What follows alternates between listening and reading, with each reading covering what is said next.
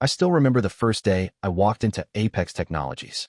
Fresh out of college with my engineering degree, I was eager to prove myself.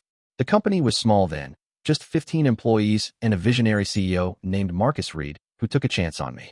Over 15 years, I helped build that startup into a regional powerhouse with over 300 employees and clients across 3 states. I became the director of operations, the person who knew every moving part of our business. I'd spent countless weekends fixing problems, taking calls at 3 a.m. from panicked project managers, and canceling vacations because a client needed something urgent. My marriage had even suffered for it, but I believed in what we were building. Then came the restructuring. I was sitting at my desk reviewing quarterly reports when Jessica, our HR director, walked in with an envelope. The look on her face told me everything. "I'm sorry, Alan," she whispered, handing me the letter. "This comes directly from Marcus." The letter was cold, clinical, and brief. "Due to company restructuring, your position has been eliminated effective immediately. Compensation for 2 weeks will be provided per company policy. Please clear your desk by end of day." It was signed by Marcus, not even in person, but with that digital signature stamp I'd helped him set up years ago when we were expanding too fast for him to sign everything manually. I looked up at Jessica. 15 years, and this is it. She couldn't meet my eyes. "I fought against this, Alan. But Travis convinced Marcus that bringing in younger talent would cut costs." Travis, the 30-year-old MBA who joined 6 months ago as Marcus's special advisor. The one who looked at spreadsheets instead of people. The one who'd been questioning my old-school approaches in management meetings. I packed my things quietly. Word spread quickly, and most colleagues stopped by with genuine shock and sympathy. But as I walked toward the exit carrying my box, Travis appeared, leaning against the doorframe with a smirk. "Tough break, old-timer," he said, loud enough for nearby desks to hear. "But we're moving toward a more agile management structure. You understand, right? The company needs people who can adapt to modern business practices." Several employees looked uncomfortable. I felt a flash of anger, but pushed it down. "Thank you for the opportunity," I said calmly, looking past Travis to the office I'd helped build. "I wish everyone here the best." I walked to my car with dignity, drove home, and opened a bottle of scotch I'd been saving for my 50th birthday next month. I didn't cry. I didn't rage. I just felt hollow. That night, I turned off my phone and slept better than I had in years. No emergency calls to handle. No weekend work to plan. Just silence. When I woke the next morning and turned on my phone, it exploded with notifications. 5 missed calls from Marcus, 3 from Jessica, 2 from our biggest client, and dozens of text messages. What had happened overnight? I poured myself a cup of coffee before checking any messages. Whatever crisis they were facing, it wasn't my problem anymore. After 15 years of jumping at every call, I deserved at least one morning of peace. When I finally listened to my voicemail, Marcus's voice was frantic. "Alan, call me back immediately.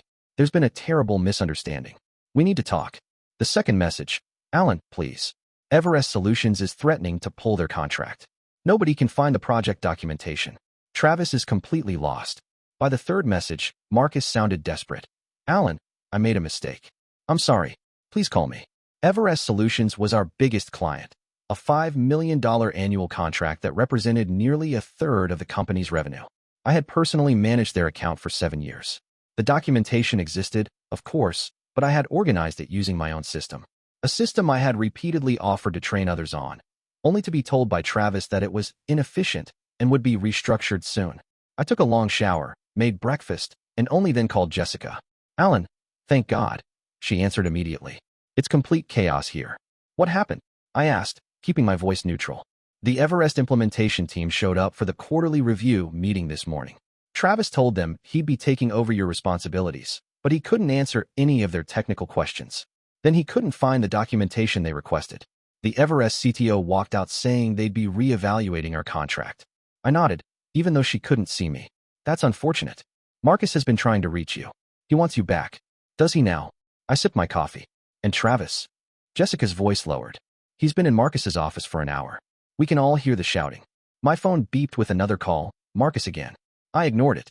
"Tell me, Jessica," I said. "Was it just my position that was eliminated?" She hesitated. "No. They let go of 17 people yesterday. All from the original team. All over 40. That explained it. This wasn't just about me.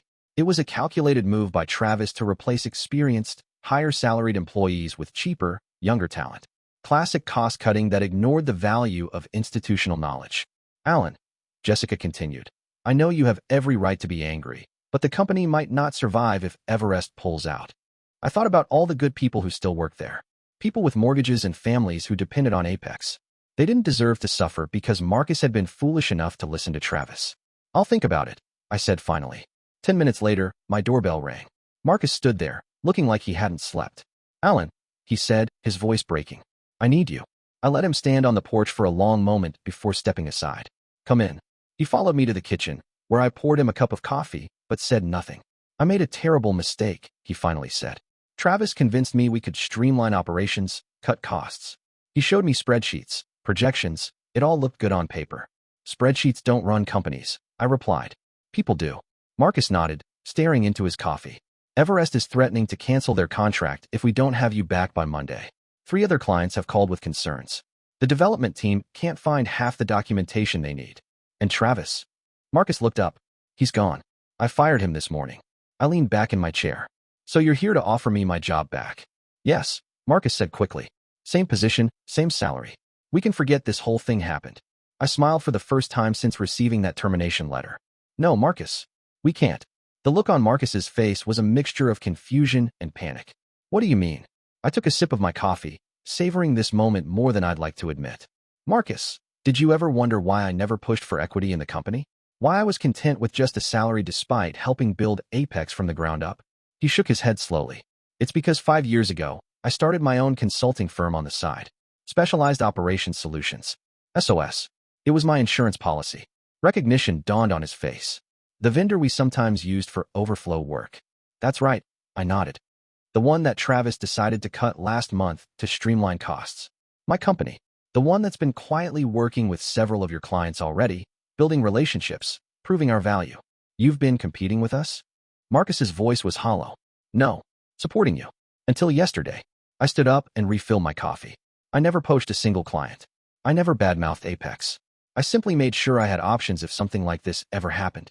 Marcus sat in stunned silence as I continued. This morning, I received calls not just from you, but from Everest Solutions directly. Seems they were quite upset about my departure. They asked if I could continue supporting them through my consulting firm. Alan, you can't.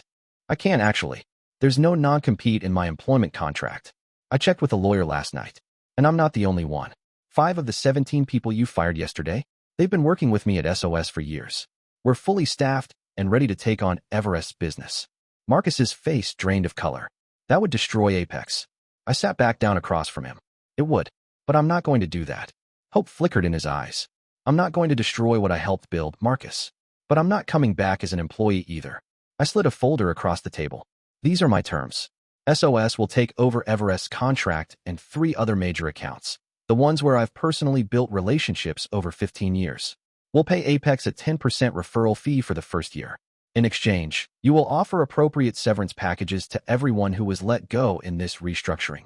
Not just the 2 weeks pay you thought was sufficient for 15 years of loyalty. Marcus opened the folder with trembling hands. This is, you want to take our biggest clients. I want to save the company from your mistake. I corrected.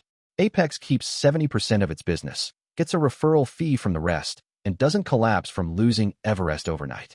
My team gets the dignity of continuing to work with clients who respect them. The only thing that changes is that I'll be signing the checks instead of you. And if I refuse? I shrugged. Then Everest leaves on Monday. The other clients follow, and Apex struggles to survive. Your choice. Marcus stared at the papers for a long moment before looking up. You planned for this. No, I planned for the possibility. There's a difference. I stood up. Take the agreement back to your lawyer. You have until the end of the day. He gathered the papers and walked slowly to the door. Before leaving, he turned. For what it's worth, I'm sorry, Alan. I know, but sometimes sorry isn't enough. 3 hours later, Jessica called to tell me the agreement was signed. By the following week, SOS had doubled in size, taking on not just the fired employees but several others who chose to leave Apex once word got out about what happened. 6 months later, Apex sold to a competitor for half what it had been worth before the restructuring. Marcus retired early, his reputation tarnished. As for me, well, I finally took that vacation I'd been putting off for 15 years. When I returned, I found a gift basket at my office with a note. Thank you for the opportunity to learn the hard way. Marcus. Inside was the bottle of scotch I'd left in my desk when I was fired. I opened it and poured 2 fingers into a glass, toasting the empty room. To restructuring, I said with a smile. Best thing that ever happened to me. The lesson? Always know your worth.